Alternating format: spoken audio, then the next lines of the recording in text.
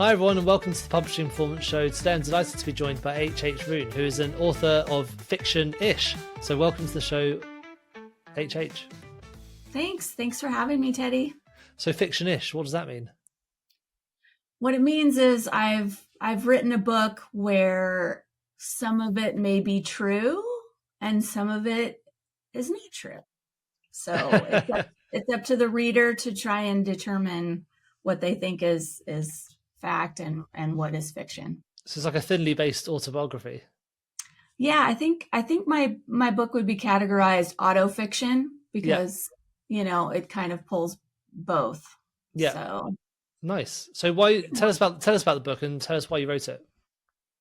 Yeah, so I've been writing this book series for 25 years, so a long time, big chunk of my life, majority. And this idea came to me. At age 30, I decided that I wanted to lead an extraordinary life. And I was a stay-at-home mom and wife at the time, living on the cul-de-sac, and, not a lot of ability to make huge changes.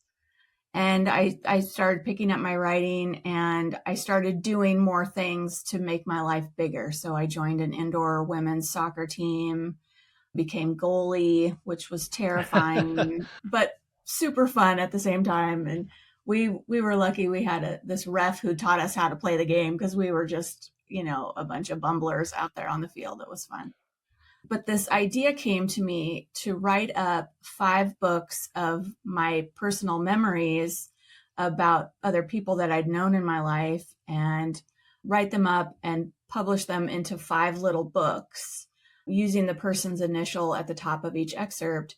And then I would send those books out to seemingly random people in the United States asking, with a note inside, asking that the books be passed along until one lands in the hands of someone that I wrote about and that person would recognize me and bring it back to me. So that was the concept originally. And then I really started looking at that and I started thinking, well, I could turn this into a novel where we get to read the memories of the author. I added that we get to read her journal entries over time as she waits for one of the books to come back to her. And then I also got to write about the book travels and all the characters and people that they come in contact with. So that's kind of my book in a nutshell. Yeah. So the book is, you say it's sort of thinly based off things that have happened to your life, but it is also, there's a narrative to it. You've created a story and it is a fiction in itself. So yes. Why did you write it like that, like as a fiction rather than just telling about the stories that you've been through in your life? I think I really liked the idea that if somebody were to come upon a book, they would appreciate the vulnerability of somebody who wrote something like that and asked for help.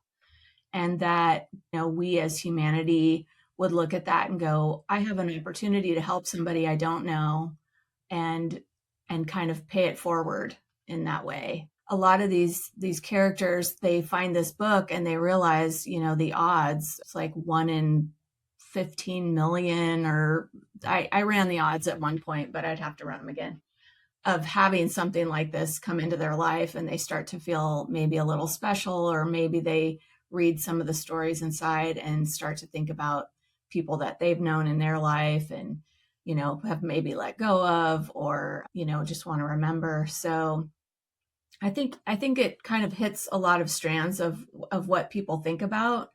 And it's also about the growth of the author over time as she's finding herself, really. All right, interesting.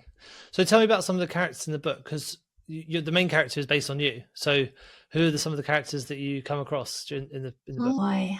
There's a woman named Sarah who lives in Taos, New Mexico. She's an artist who had kind of a maiming accident. And so she had to pivot her artistry and switch gears. She's in a loveless marriage. She feels stuck and alone. And this book comes into her life and she's like, well, I gotta stop this, that this is not working for me. She's drinking her, singular packaged bottles of wine every night and, tossing them in the recycle and dodging scorpions. So that's Sarah. There's another fellow whose name is Wayne, and he is a psychiatrist and kind of a lone wolf type of character. Doesn't let a lot of people get close to him, and kind of, so we get to hear more about his upbringing as a military brat. And yeah, I mean, the characters are so fun. It's been just the best time to not only research all these different places, because the books are traveling, so there's history everywhere you go. There's hidden history. And so I try and pull out whatever history I can from the city that the book happens to be located in. And then you have these diverse characters with, from different walks of life and different experiences. So it's been a blast. Yeah, the reason I ask is just because obviously your book is slightly different to other fiction books. And I know we're going to touch on this at the end with your book recommendation, but there's a lot of tropes with a lot of books, with a lot of different types of characters that you kind of want to get into your books in order to fulfill that niche and get what the customers are looking for, what the readers are looking for, sorry.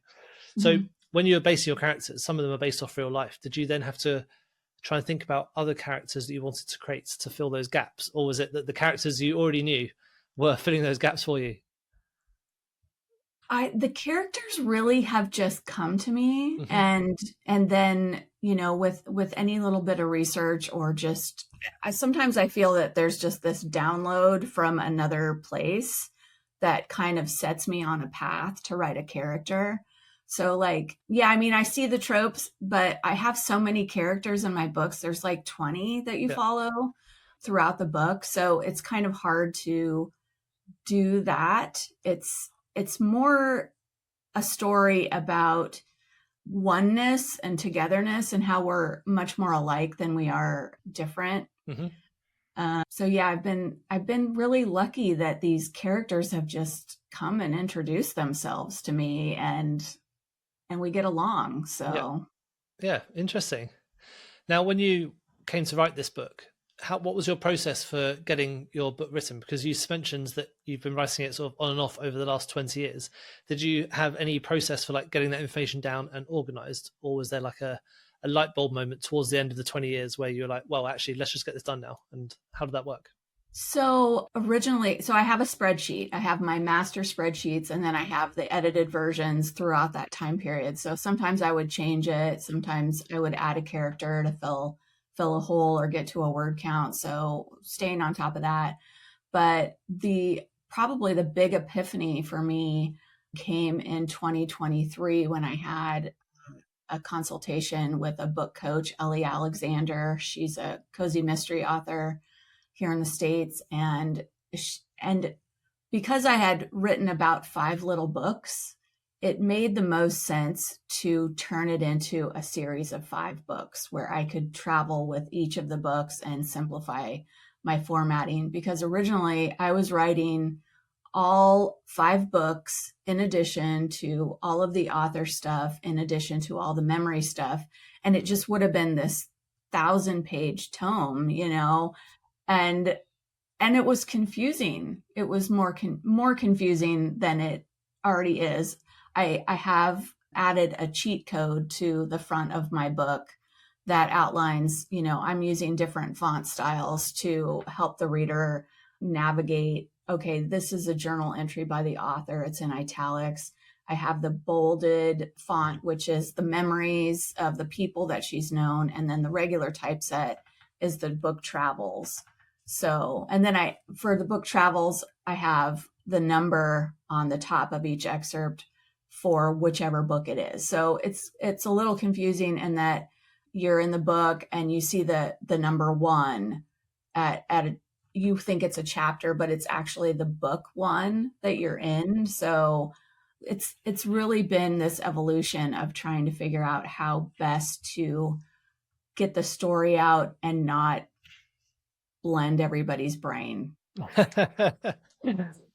What was it about? Because if you're writing over 20 years, what was it that caused you to finally go, okay, now let's get this done now? Was there a moment where you think, okay, I've just got to get this done?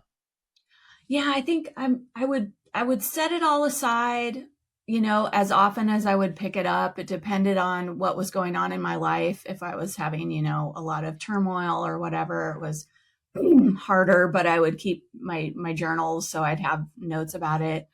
The biggest, I think my starter to really pushing for this was in 2020. I was working as an interior designer for a builder and pretty happy with my job. You know, that was something I enjoyed doing. I liked the people that I worked with. But when the pandemic hit, they let me go. And so, you know, suddenly I'm what, 52 years old and looking at this thing that I've had in my heart for all of my life, basically.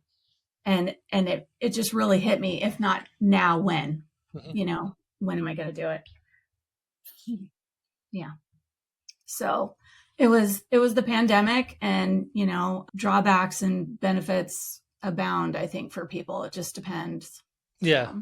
You had two options, you know, get a lockdown dog or write a book, and you chose option 2. Most of my friends bought dogs, and so as a result, they haven't got anything to show for their pandemic time. But a loving companion or a funny companion. Yeah, maybe. Now, with your books, you've got a bit of an interesting way of marketing it, and one of them was to make a little note at the back so that people can then pass that book on to someone else, and you can see the history of that book, a bit like when you pass down like children's clothes between different generations. You can see the little name tags in the back. That made me think of that, because that's what I've got on my daughter's coat. It's got the space for like 5 different names on there. Oh, Yeah. I love that. And it reminded me of your book. I was thinking about it the other day. So what made you come up with that idea? Well, because there's the implorable note at the beginning, you know, please pass this on. I could read it if you want, but it's short. But it's please pass this book along. So you put that in, and you say, dear reader, please pass this book along for these reasons. And it makes people want to get the book and pass it along. Mm-hmm. Well, of course. So I just put in the back of my books some lines for people to write their name and location and date that they found the book, and then pass it along, because it puts them as part of the story. They are now a part of the story, part of this global social literary experiment that we all, you know, can have fun with. So yeah, I did that, and it's going to be fun. I'm excited to have one show up at an author event where I'm signing, and have one show up with a bunch of names in it. That I'll just be tickled. Yeah, that'd be great. You should get people to try and tag it on Instagram as well if they get the book passed to them. That should maybe pass it on a bit. I do have a specific Instagram page for the Find Me series, and I haven't had people tag me so much yet. I think because I'm still putting these out. I do have some limited edition trackable versions as well that I've set up with a QR code sticker in the front of it. It has like a code number that people can input into a Google form and document where they found it, you know, if they have a funny story to share about it, or some such thing. And then when we have more data, we're going to populate that on an interactive map on my website. So I only did 20 limited edition trackable versions per volume. So there's 40 of them out there. In fact, one was left at the Victoria Station in London. So you might find it. You know, I might find it, yeah. If you get to town, yeah, you might. So that's amazing. So with your book, what other sorts of marketing did you do to try and get your book out there? I've been a lot on TikTok. That's kind of been my mainstay. I'm comfortable with the videos. I found such good community there. A lot of other authors, a lot of readers. I've done BookBub. I've done some giveaways on Goodreads. Yeah. Those have been the main ones. With the TikTok, I'd interviewed a lady called Shelby Lee, she's amazing at TikTok. She's really good at doing this like content stuff on TikTok and like being part of Book Talk and sharing her books there. So Oh, definitely thanks. go back and check out that episode, because it was one of my favorite episodes, and she goes through her exact process really that she uses for selling her books. And her books are they're quite niche books. She does mental health poetry as her main thing, apart from her marketing side. So they're really interesting because she's taken quite a niche topic and made quite a big success of it, which I think is quite inspiring for a lot of people. But what's been your experience of TikTok? How have you been getting it to work? Well, let's see. How have I been getting it to work? I just started following a lot of people that I thought had, similar viewpoints, similar goals, connecting with some different marketers that are on there, all kinds of things. There's just so many interesting people to find on there, I've found. And even every day there's more people. The algorithm, everybody's talking about the algorithm. Well, I happen to like the algorithm. I think it's putting me in touch with the people that I need to be in touch with. And the book talkers are just riotous, wonderful people, and so supportive and very supportive of indie authors. They do show a lot of the traditionally published books, the big fantasy names and everything, but they do also celebrate the indie authors and appreciate what we go through to bring our books to market. Yeah, amazing. That's really interesting. So what are your plans with the future of this book series, both with writing new books and also how to get the word out there a bit more? So I have 2 books out now currently. Find Me Book 1 and Book 2. They have subtitles. And then the 3rd book is going to come out in the next couple of months. I'm thinking March. The 4th book I'm also hoping to bring out in 2025. And then the 5th book, final book, will hopefully come out in 2026. There's something personally that I need to do in order for me to have the right ending for my book 5. So I'm working towards that. Oh, of course, because it's a bit more of a living thing, your books, because they're based on you actually doing things. Yeah, like right now I'm living in my book 5. So stuff that's going on right now will go in my book 5. It's kind of fun. I send a lot of emails to myself, in the night when my husband's sleeping, just hanging over the bed. Oh, I have to put this in and I have to put this in. And yeah. So as far as marketing goes, I've recently hired a publicist, and she's helped me. She connected me with you, and she connected me with some other podcasters and media outlets. And I think that was kind of a game changer, really, for me, because she's Lauren Hathaway. She's helping me fine tune my message. Because I've really been just writing the story. And it's like, you've probably heard this from a lot of authors, but it's the bane of our existence to try and write the blurb on the back of the book. We can't take this monumental thing that we have, that we've made, and turn it into like a 2,000 word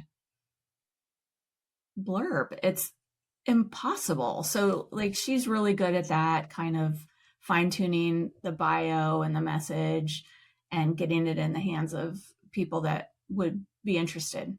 So what was that process like working with a publicist?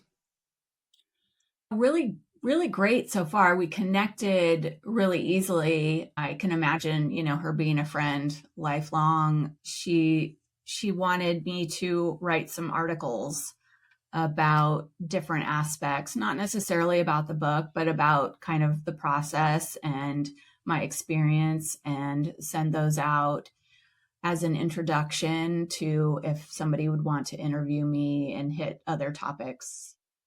So, I mean, it's, she gives really good updates. We're looking at this, we're looking at that. This is a possible. So it's been really great, and I recommend it. It's, you have to invest in this thing that you're doing. Yeah. I am going to start looking more at ads.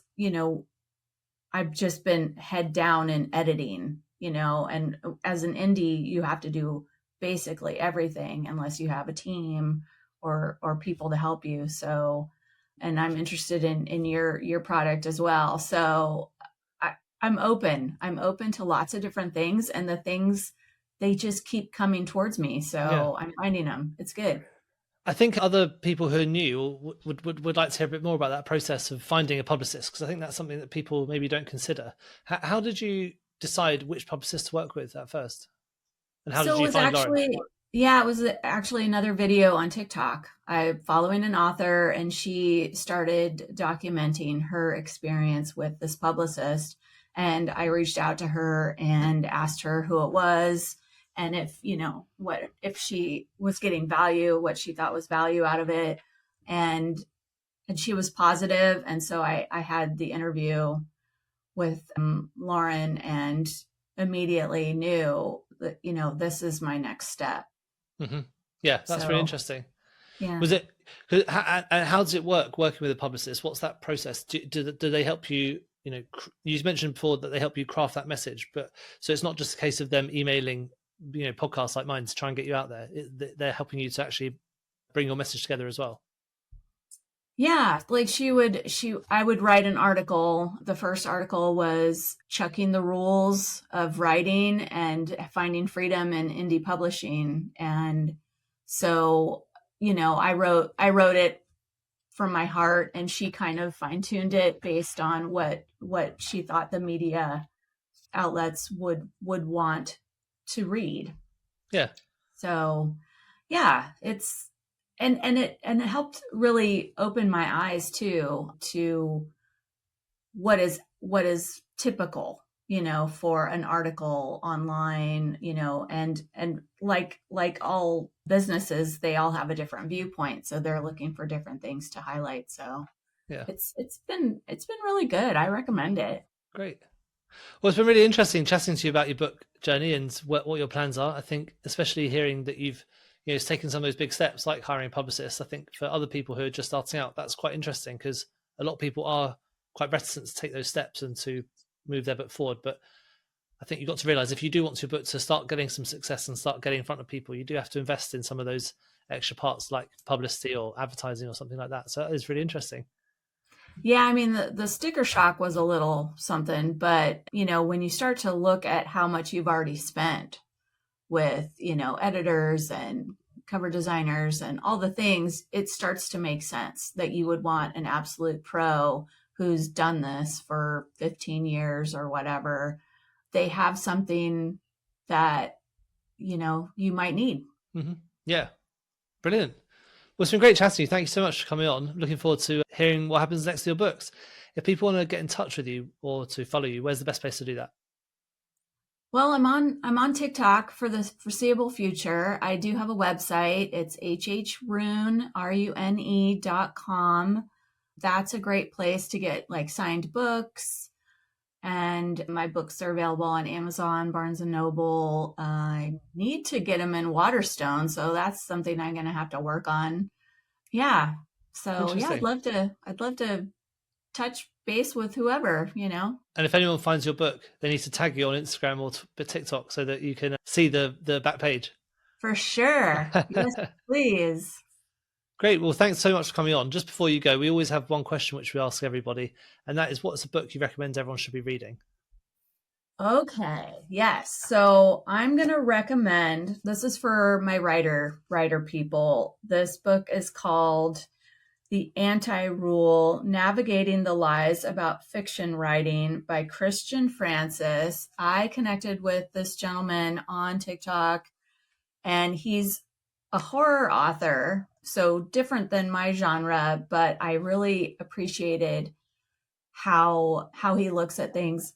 This book is about what I was struggling with myself, was because like my book is in first person, second person, third person, omniscient. Like that is something that people don't do in books. You have to pick one. So I was looking for somebody to validate the fact that I was going to break the rules with my book. And he's put this book together, and it's just marvelous. The idea that we can't start a book with a dream, or don't talk about the weather, or things like that, are just these constraints that are over time going to make everybody write the same book. So we really need to open our eyes to what is possible and just write what's in our heart. And I appreciated his book. It's short. It's, you know, it's written in a fun way. So that's the one I recommend. Nice. And stop people just doing paint by numbers books, which, well, the same as everyone else's. That's really interesting. Well, thank you so much for coming on. It's been great to chat to you, and we'll speak again soon. Thank you so much, Teddy. Thank you so much for tuning into the Publishing Performance podcast. I really hope you found today's episode inspiring. I love chatting to authors, writers, and people in the publishing world. Now, just before we wrap up, let me tell you about Publishing Performance, the #1 platform for authors who want to increase Amazon book sales, but are not really sure where to start. Now, this show is all about helping you to sell more books. And if you're looking to boost your publishing game and to maximise your book's potential on Amazon, then Publishing Performance is designed to help authors just like you to grow your readership and to reach a much wider audience. Now, I know that Amazon ads can be slightly complicated, which is why Publishing Performance is like having a personalised ad account manager to create your ad campaigns, to choose your best keywords, and to make adjustments in real time.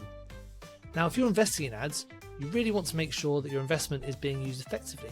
And Publishing Performance does just that. It aims to make your budget go further, improve your organic rank, and target keywords more effectively. Just go to publishingperformance.com to get started with Amazon ads for just $1.